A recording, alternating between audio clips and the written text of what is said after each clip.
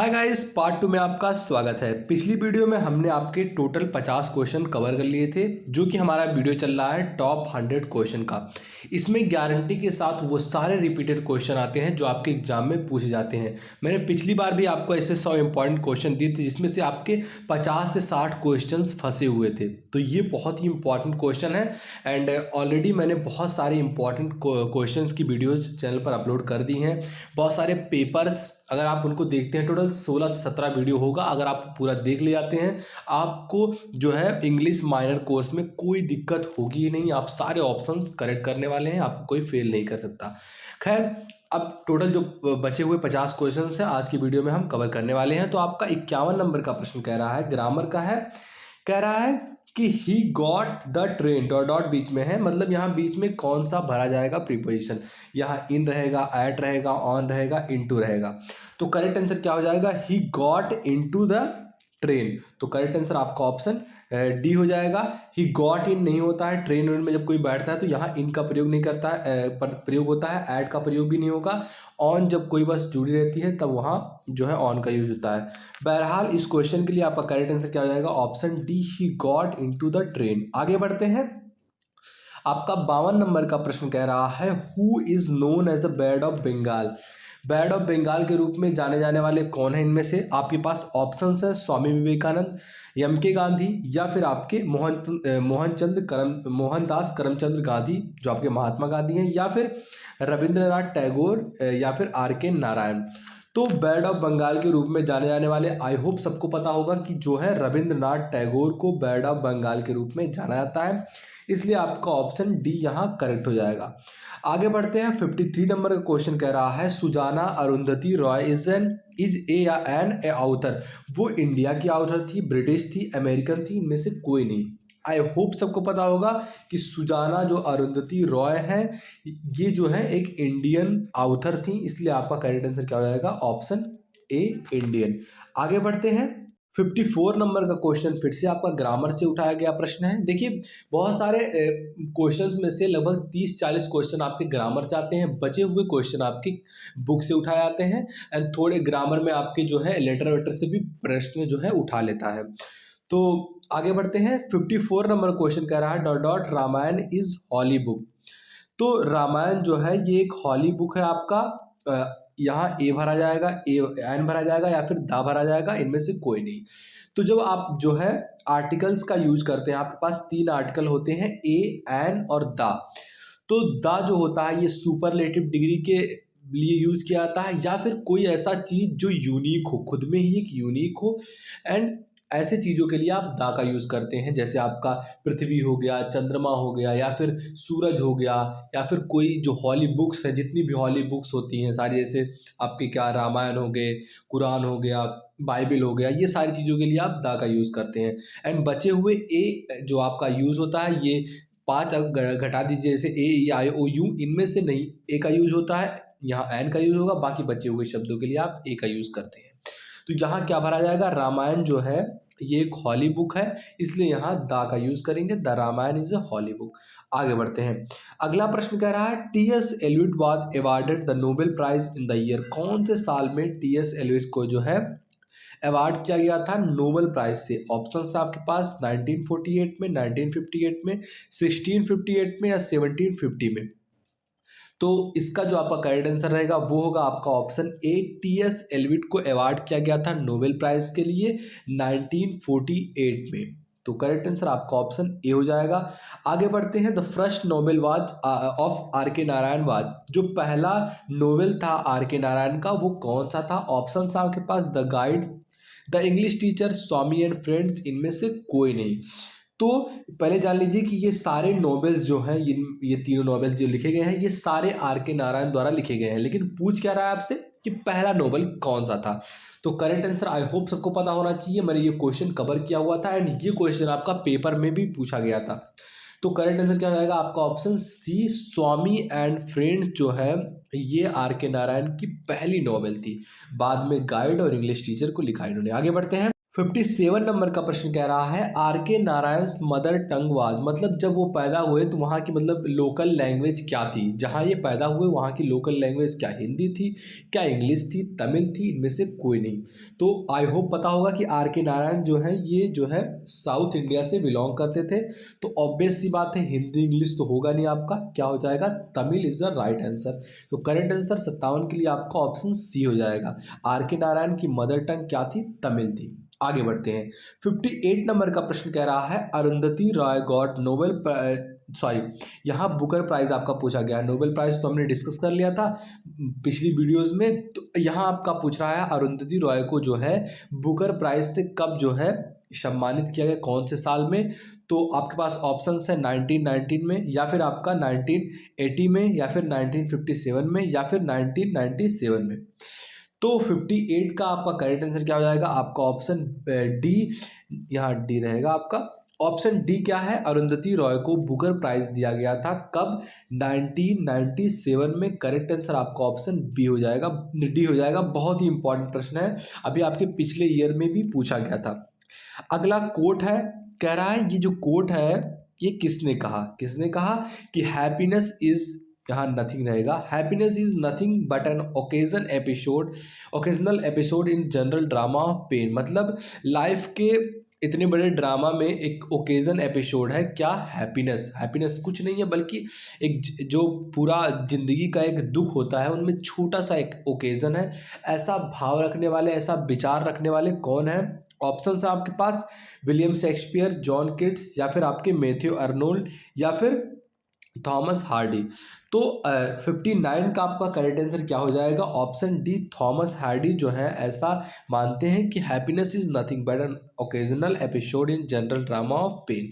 तो correct answer आपका option D हो जाएगा। आगे बढ़ते हैं। 60 नंबर का प्रश्न कह रहा है आपका कि who wrote the vast land, ये जो नोवेल है वास्ट लैंड, इसको लिखने वाले कौन है। ऑप्शन है आपके पास टी एस एलियट, या फिर जॉन मिल्टन, पी बी शेले, या फिर ए पोप। तो 60 का आपका करेक्ट आंसर क्या हो जाएगा, ऑप्शन ए, वास्ट लैंड को लिखने वाले कौन है, T S Eliot. Option A आपका करेक्ट हो जाएगा। 61 नंबर का प्रश्न कह रहा है by whom was the Nobel गोरा रिटन, जो नोवेल गोरा है ये किसके द्वारा लिखा गया था। ऑप्शन आपके पास एम के आनंद, विक्रम सेठ, या फिर आपके मंजू कपूर, या फिर रविन्द्रनाथ टैगोर द्वारा। तो जो गोरा है बहुत ही फेमस नॉवेल है, ये लिखा गया है आपका जो है रविन्द्रनाथ टैगोर के द्वारा। करेक्ट आंसर आपका ऑप्शन डी हो जाएगा। गोरा को लिखने वाले कौन है, रविन्द्रनाथ टैगोर। इनकी और बहुत ही फेमस जो है नोवेल है जो कि 1912 में पारित हुई थी, जिसका नाम है गीतांजलि। रविन्द्रनाथ टैगोर द्वारा लिखा गया गीतांजलि जो है बहुत ही फेमस है। ये जरूर इसके ये पूछता है कि कब गीतांजलि को पब्लिश किया गया, गीतांजलि को लिखने वाले कौन है। तो गीतांजलि को पब्लिश किया गया था 1912 में। इसको लिखने वाले रविन्द्रनाथ टैगोर हैं, एंड इसी के लिए इन्हें नोबेल प्राइज दिया गया था। एंड वो सन कौन सा था, 1913 में इन्हें दिया गया था। जरूर इससे प्रश्न आपका पूछता है, एक बार देख लेना। आगे बढ़ते हैं। 62 नंबर का प्रश्न कह रहा है what is the real purpose of resume. जब आप किसी ऑफिस में जाते हैं तो एक रिज्यूम बनाते हैं जिसमें आप अपने जो है क्वालिफिकेशंस को, आप कहाँ से बिलोंग करते हैं, आपने कौन सी जो है कॉलेज से अपना जो है ग्रेजुएशन किया, या फिर जो भी रहता है रेज्यूम में, वो उसका पर्पस क्या होता है ये आपसे पूछ रहा है। तो इट इज़ पर्पजलेस, बिल्कुल आपका ये पर्पजलेस नहीं होता है, इसका पर्पज होता है। It is only for exposure, क्या एक एक्सपोजर के लिए होता है, तो बिल्कुल नहीं होता है। It is needed in the document use apply for jobs, तो जॉब के लिए जब आप अप्लाई करते हैं तो वो नीडेड डॉक्यूमेंट होते हैं। तो इसलिए आपका करेक्ट आंसर क्या हो जाएगा, ऑप्शन डी, ऑप्शन सी आपका करेक्ट आंसर हो जाएगा। It is indeed in the document use to apply for jobs, के लिए जो है रेज्यूम जो है उत्तरदायी होता है, ये इसका पर्पज होता है। करेक्ट आंसर आपका ऑप्शन सी हो जाएगा। आगे बढ़ते हैं। 63 नंबर का प्रश्न कह रहा है which article is use before the superlative degree of the adjective. मैंने आपको बताया कि सुपरलेटिव डिग्री के पहले जो आप कौन से आर्टिकल का यूज करते हैं, तो द का यूज करते हैं, हमेशा याद रखना। जैसे द मोस्ट, द ब्यूटीफुल, या फिर द हाईएस्ट। तो इस तरीके से जो है आप सुपरलेटिव डिग्री में जो है द का यूज करते हैं। करेक्ट आंसर आपका ऑप्शन सी हो जाएगा। आगे बढ़ते हैं। अगला प्रश्न कह रहा है आपका 64 नंबर का कि what is the full form of the abbreviation CV. CV का फुल फॉर्म आपसे पूछ रहा है। आई होप मैंने ये जो क्वेश्चन है पहले भी कवर कर लिया हुआ है। जिनको पता होगा उनको पता होगा, जिन्होंने वीडियो देखा होगा उनको पता होगा। तो अगर आप हमारे चैनल के साथ शुरू से जुड़े हैं, जो कि इंग्लिश पर जो है वीडियोस ला रहे हैं हम लगातार, वो इतने इंपॉर्टेंट आपके हैं कि वो ही क्वेश्चन एग्जाम में आपके पूछे जाते हैं, ये ध्यान रखना एक बार। तो सारे क्वेश्चंस आप देख सकते हैं अगर आप चाहते हैं कि आप फेल ना हो। तो 64 नंबर का आपका करेक्ट आंसर क्या हो जाएगा? ऑप्शन आपका डी, करिकुलम वेटेक जो होता है ये फुल फॉर्म होता है सीवी का, करिकुलम वेटेक। तो ऑप्शन आपका ऑप्शन डी करेक्ट हो जाएगा, vitae. Curriculum vitae is the right answer, is the right full form of CV. आगे बढ़ते हैं। 65 नंबर का प्रश्न कह रहा है what is the antonym of prosperity. Prosperity का एंटोनिम क्या होता है? तो प्रॉस्पेरिटी का मतलब होता है आपका समृद्धि, तो इसका एंटोनिम क्या हो जाएगा? एडवर्सिटी, मतलब जो है बर्बादी।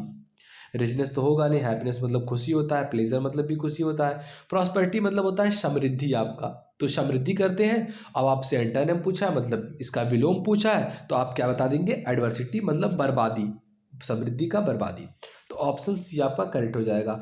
आई होप आपको सिनोनिम एंटोनिम क्लियर होगा कि क्या होता है, मैंने बहुत सारे वीडियोज में कवर किया हुआ है। आगे बढ़ते हैं। 66 नंबर का प्रश्न है, कह रहा है what is the meaning of the idiom. आपके सामने एक आइडियम दिया है, क्या है? To bury the नेटेक नेचेक। तो इसका जो है होता है आपका आइडियम पूछ रहा है। तो 66 नंबर का आपका करेक्ट आंसर क्या हो जाएगा? Option B, to settle the dispute is the idiom of to bury the hatchet. Option आपका बी करेक्ट हो जाएगा। 67 नंबर का प्रश्न कह रहा है the purpose of resume is, मैंने बताया क्या किसके लिए होता है? टू गेट ए जॉब, किसी जॉब को लेने के लिए आप जो है रेज्यूम बनाते हैं, इसलिए आपका करेक्ट आंसर ऑप्शन ए हो जाएगा। The full name of T S. Eliot, इनका पूरा नाम क्या है? तो थॉमस स्ट्रीम एल्विट जो है इनका पूरा नाम है, इसलिए आपका ऑप्शन ए करेक्ट हो जाएगा। आगे बढ़ते हैं। तो 69 नंबर का प्रश्न आपका कह रहा है ये वन वर्ड सब्स्टिट्यूट है। वन वर्ड सब्स्टिट्यूट मतलब कोई आपके सामने एक लाइन लिखी हो एंड उस लाइन को आपको एक वर्ड में आंसर देना हो। जैसे एक व्यक्ति, one who believes in God is known as, ऐसा व्यक्ति जो ईश्वर पर भरोसा रखता हो उसे आप क्या कहते हैं? तो उसे ऑप्टिमिस्ट कहते हैं, इसलिए आपका करेक्ट आंसर ऑप्शन बी हो जाएगा।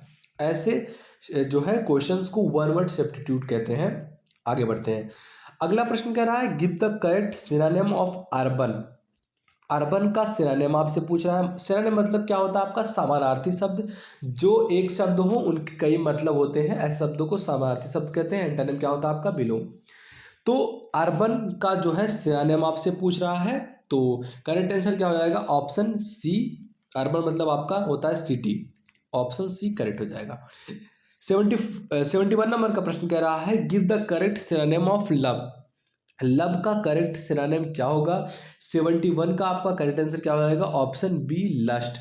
हेट तो आपका जो है एंटोनिम हो जाएगा लव का, हेट ये भी आपका जो है एंटोनिम हो जाएगा। करेक्ट आंसर क्या हो जाएगा? ऑप्शन बी, लव का सिनोनिम क्या होता है? लस्ट। आगे बढ़ते हैं। 72 नंबर का प्रश्न कह रहा है give the correct antonym of Fortune. Fortune मतलब क्या होता है आपका? भाग्य। अब भाग्य का क्या उल्टा हो जाएगा? दुर्भाग्य। तो आपका करेक्ट आंसर ऑप्शन डी हो जाएगा, मिस फॉर्चून। फॉर्चून का एंटोनिम मिस फॉर्चून होगा, इसलिए करेक्ट आंसर आपका ऑप्शन डी हो जाएगा। अगला प्रश्न कह रहा है which of this is the right format for writing the date of all आठ फॉर्मल लेटर। तो आपके पास दो लेटर होते हैं, formal letter, informal letter. Formal letter उन्हें कहते हैं, मैंने बहुत बार बताया हुआ है कि जो ऐसे काम के लिए लिखा जाए जो कि आपका इंपॉर्टेंट हो। बेसिकली दोनों इंपॉर्टेंट होते हैं, फॉर्मल इनफॉर्मल दोनों। लेकिन फॉर्मल में आप एचआर, प्रिंसिपल एंड मान लीजिए प्रोफेशनल वर्क के लिए आप फॉर्मल लेटर का यूज़ करते हैं। एंड अनप्रोफेशनल जैसे आपके दोस्त को लिखना हो, घर पे लिखना हो, रिश्तेदार को लिखना हो, ऐसे इनफॉर्मल लेटर में आते हैं। खैर आपसे कह रहा है कि सारे फॉर्मल लेटर में अगर आप डेट डालते हैं तो उसका सही तरीका कौन सा होता है? तो आई होप सबको पता होना चाहिए। तो सही तरीका कौन सा होता है? ये वाला, से 25 जून या फिर 25 कोई भी पहले डेट लिखिए, फिर उसके बाद मंथ जो है इंग्लिश में लिखना होता है, फिर उसके बाद सन। ये आपका करेक्ट फॉर्म होता है, इसलिए ऑप्शन ए आपका करेक्ट हो जाएगा। इसी टाइप से लिखा जाता है डेट को। आगे बढ़ते हैं। To get help with writing a professional resume we can use. आप जो है एक प्रोफेशनल रिज्यूम अगर लिख रहे हैं तो आप इनमें से कौन सी चीज़ों का यूज़ करेंगे टू मेक इट प्रोफेशनल? तो करेक्ट आंसर क्या हो जाएगा आपका ऑप्शन डी। ये सारी चीज़ें आर्टिकल्स, बुक, इंटरनेट, तीनों को यूज़ करके जब आप एक आर्टिकल, एक रिज्यूम बनाते हैं तो वहाँ एक प्रोफेशनल रिज्यूम बन के आपके सामने आता है। इसलिए करेक्ट आंसर आपका ऑप्शन ए हो जाएगा, डी हो जाएगा। आगे बढ़ते हैं। 75 नंबर का प्रश्न कह रहा है discovery of India is written by PT Nehru in the year. कौन से साल में पंडित जवाहरलाल नेहरू ने डिस्कवरी ऑफ इंडिया को लिखा था? ऑप्शन है आपके पास। पहला ऑप्शन है 1940, 1942, 1943, 1944। तो करेक्ट आंसर क्या हो जाएगा आपका ऑप्शन डी, 1944 में पंडित जवाहरलाल नेहरू ने डिस्कवरी ऑफ इंडिया को लिखा था। ऑप्शन डी आपका करेक्ट हो जाएगा, 1944। कौन से साल पे जाके स्वामी विवेकानंद का निधन हुआ था? At what as Swami Vivekananda died? तो वो साल कौन सा था? 29 साल पे की आयु इनकी थी, या फिर 34 साल की आयु थी, या फिर 49 साल की आयु थी, या 59 साल की आयु थी? तो आई होप सबको पता होना चाहिए। स्वामी विवेकानंद जो जब उनका निधन हुआ तो वो 34 साल के थे। करेक्ट आंसर आपका ऑप्शन बी हो जाएगा। आगे बढ़ते हैं। अगला प्रश्न कह रहा है the English teacher is dedicated to R K Narayan. जो इंग्लिश टीचर जो कि लिखा गया है किसके द्वारा? आर के नारायण के द्वारा। इनमें से कौन से कैरेक्टर को वो डेडिकेट करते हैं ये नोवेल? तो इंग्लिश टीचर वो डेडिकेट है इनके ब्रदर को, या सिस्टर को, या फादर को, या वाइफ को। तो ये डेडिकेट है इनके वाइफ को, इसलिए आपका ऑप्शन डी करेक्ट हो जाएगा। आर के नारायण अपने इंग्लिश टीचर में, द इंग्लिश टीचर में अपने वाइफ को डेडिकेट करते हैं। ऑप्शन डी आपका करेक्ट हो जाएगा। आगे बढ़ते हैं। 78 नंबर का प्रश्न कह रहा है Sarojini Naidu was died on 21 मार्च कौन से सन में जाके उनका निधन हुआ था? ऑप्शन आपके पास 1949, 1950, 1951, 1952। तो 78 का आपका करेक्ट आंसर हो जाएगा ऑप्शन ए। हमारे देश के आज़ाद होने के जो है 2 साल बाद इनका निधन हुआ था सरोजनी नायडू का। ऑप्शन ए आपका करेक्ट हो जाएगा। आगे बढ़ते हैं। अगला प्रश्न कह रहा है who addresses Sarojini Naidu is the aids of Indian poetry. तो उनको डेडिकेट करने वाले कौन है, एड्रेस करने वाले कौन है? ऑप्शन आपके पास बीके गोकक, या फिर टीएस एल्विट, या फिर एर्जा पॉन्ड, या फिर अरुण जोशी। तो 79 का आपका करेक्ट आंसर क्या हो जाएगा? ऑप्शन ए वीके गोकक ने जो है एड्रेस किया था सरोजिनी नायडू को एड्स ऑफ इंडियन पोइट्री के रूप में। तो करेक्ट आंसर आपका ऑप्शन ए हो जाएगा। Of studies is the work of studies को लिखने वाले कौन है? बहुत ही फेमस क्वेश्चन है आपके सामने। तो इसको लिखने वाले कौन है? बैकॉन। ऑप्शन ए आपका करेक्ट हो जाएगा। फ्रांसिस बैकॉन ने ऑफ स्टडीज को लिखा था, इसलिए आपका ऑप्शन ए करेक्ट हो जाएगा। आगे बढ़ते हैं। 81 नंबर का प्रश्न कह रहा है आपका कि the year of publication of the टेल्टर इसको जो है यहाँ आपका स्पेलिंग क्या रहेगा? TATLER, टेटलर। द टेटलर जो है ये पब्लिश हुआ था कौन से साल में? ऑप्शन आपके पास 1711, या फिर 1706, या फिर 1709 में, या फिर 1713 में। तो 81 का आपका करेक्ट आंसर क्या हो जाएगा? ऑप्शन सी 1709 में द टेटलर जो है ये पब्लिश किया गया था। ऑप्शन सी आपका करेक्ट हो जाएगा। अगला प्रश्न कह रहा है the spectre club belongs to, ये कौन से साल से बिलोंग करता है ये जो आपका नोवेल है? तो ऑप्शन आपके पास 1711, 1709, 1707, 1713। तो ऑप्शन आपका 82 का करेक्ट हो जाएगा। ऑप्शन ए 1711 में द स्पेक्टर क्लब जो है बिलोंग करता है, पब्लिश हुआ। ऑप्शन ए आपका करेक्ट हो जाएगा। हु किलेड लैम्स मदर, इनमें से किसने जो है लैम के माता को मारा? ऑप्शन आपके पास उसकी सिस्टर ने, उसकी ब्रदर ने, उसके अंकल ने। तो ऑप्शन ए आपका करेक्ट हो जाएगा। लैम के मदर को मारने वाले कौन है? उसकी बहनी। ऑप्शन ए आपका करेक्ट हो जाएगा। अगला प्रश्न कह रहा है 87 नंबर का कौन सा प्रश्न है आपका? 84 नंबर का प्रश्न कह रहा है चार्ल्स लैम जो थे इनका जन्म कब हुआ था? ऑप्शन से आपके पास 1769, 1775, 1772, या फिर 1778। तो चार्ल्स लैम बहुत ही इंपॉर्टेंट प्रश्न है आपका। तो इनका जन्म कब हुआ था? तो 84 का आपका ऑप्शन सी करेक्ट हो जाएगा। 1772 में इनका जन्म हुआ था। अगर आपसे प्रश्न पूछता है कि व्हेन ही वाज डाइड, तो 1834 में जो है उनका निधन हो गया था। इसलिए ये दोनों आप याद रखना, जन्म कब हुआ था 1772 में, निधन कब हुआ था 1834 में। आगे बढ़ते हैं। 85 नंबर का प्रश्न कह रहा है Charles lamb is a dot dot assist. ये कैसे टाइप के एसिस्ट थे? तो ये एक पर्सनल टाइप के एसिस्ट थे, इसलिए आपका करेक्ट आंसर ऑप्शन बी हो जाएगा। मतलब ये खुद की कहानियों पे जो है एस्से को लिखा करते थे। ऐसे उन्होंने जो है अपने स्टोरी में लिखा था कि उनकी जो है सिस्टर ने ही उनके माँ को मार दिया। मतलब एक पर्सनल राइटर थे ये। तो ऑप्शन आपका बी करेक्ट हो जाएगा। आप अगर आपसे प्रश्न पूछता है कि ये कौन से चार्ल्स लैम्ब जो है ये कौन से एज से रिलेट करते हैं, कौन से एज से बिलोंग करते हैं, तो वो रोमांटिक एज से जो है बिलोंग करते हैं। ये प्रश्न आपका बहुत बार पूछा हुआ है, यहाँ से आप देख सकते हैं। Who founded टेटलर? टेटलर को फाउंड करने वाले कौन है, मतलब लिखने वाले कौन है?